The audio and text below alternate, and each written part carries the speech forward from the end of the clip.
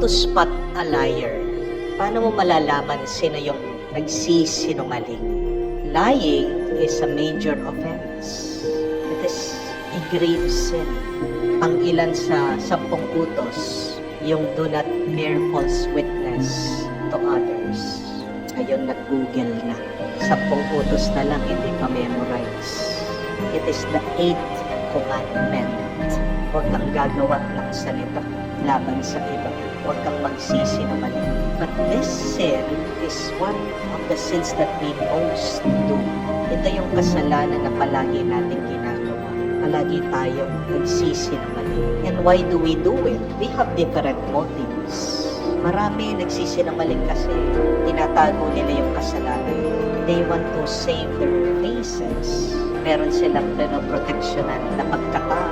Ayaw nilang masira kung sino sila. Kaya nga, they put on a mask. Pagsisinungaling, pagkukunwari. Meron din mga iba, naninira. Pag gumagawa ka ng kwento tungkol sa iba, yan ay pagsisinungaling. Bakit? Siguro naiinggit. Bakit ka naninira? Nagagalit. Gusto makiganti. Meron din mga iba nagsisinungaling. Bakit? Because they want to protect others from unnecessary stress and anxiety. Kamukha na lang, masasabi mo ba sa iyong ina o ama, meron siyang cancer na ilang buwan na lang, ilang araw na lang itatagal.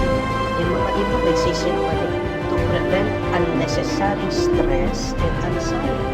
Nagsisinungaling para hindi na lang mag-alala, hindi na lang sasabihin. But having a reason for doing a sin does not make it good. Tandaan niyo po.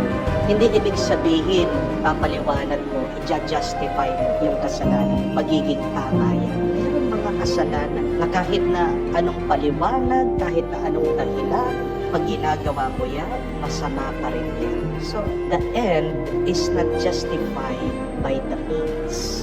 Kung ito ay masama, masama pa rin ito. Kahit na anong paliwanag mo. Yan, napakahalaga. Tingnan natin, paano natin malalaman na nagsisinungaling tayo? Paano natin malalaman na nagsisinungaling ang ibang tao? 3 bagay lang po. Hanapin mo ito. Una, ang tao na nagsasalita na wala ang banal na espiritu, sigurado nagsisinungaling yan. Kaya nga, para malaman mo kung nagsisinungaling siya, pray.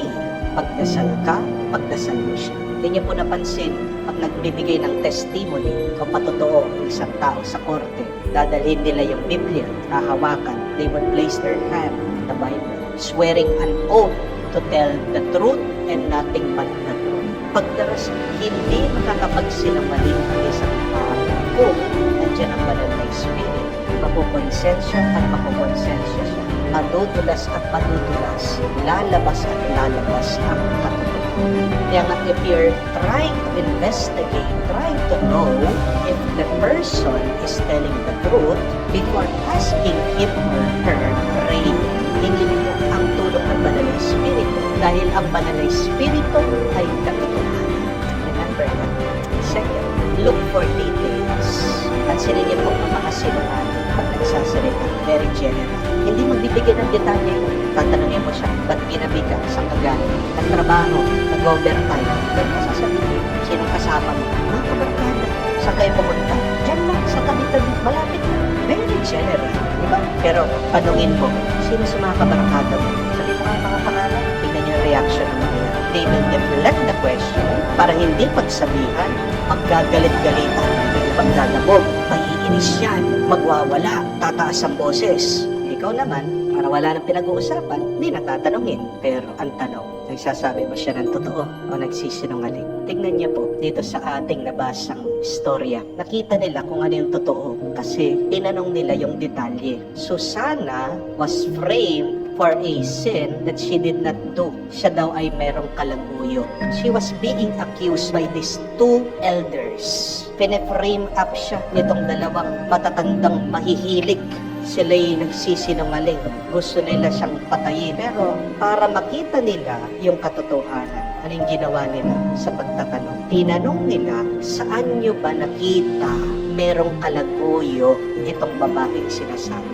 Magkaiba yung sinabi nila. Nagbigay sila ng detalye, pero magkaiba.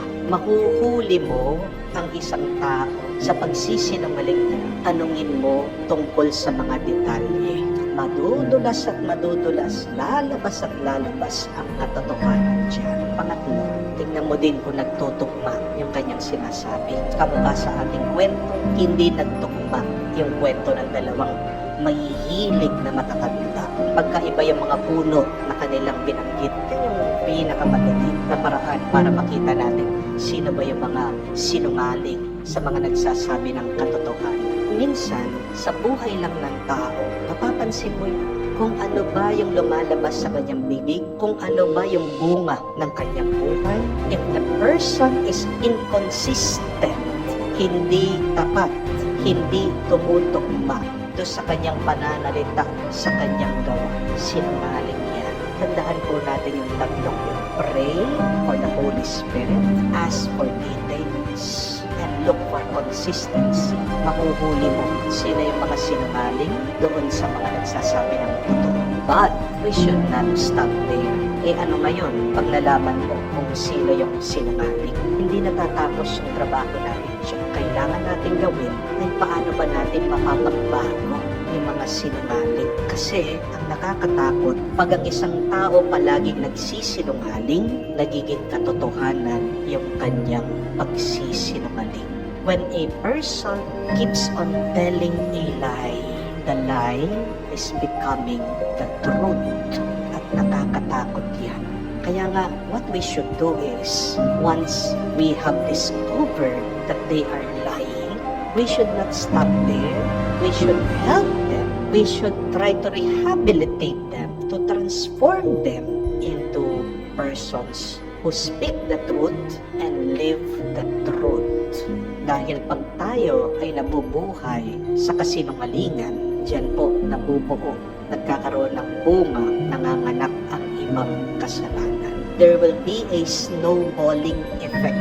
Nag-uumpisa sa maliit na kasalanan, pero dahil hindi natin pinutol, dahil hindi natin itinuwid, ano mangyayari? Palaki ng palaki yan. Parami ng parami ng ibang kasalanan. Remember, lying is just a doorway to other sins. Ang pagsisinungaling ay isang pintuan sa ibang mas malalang kasalanan. Kaya nga, pag nalaman na natin, pag nadiskubre na natin, agad-agad tulungan na natin yung tao, sabihin natin nagsisinungaling ka at gabayan natin siya na mabuhay ng totoo at mabuti.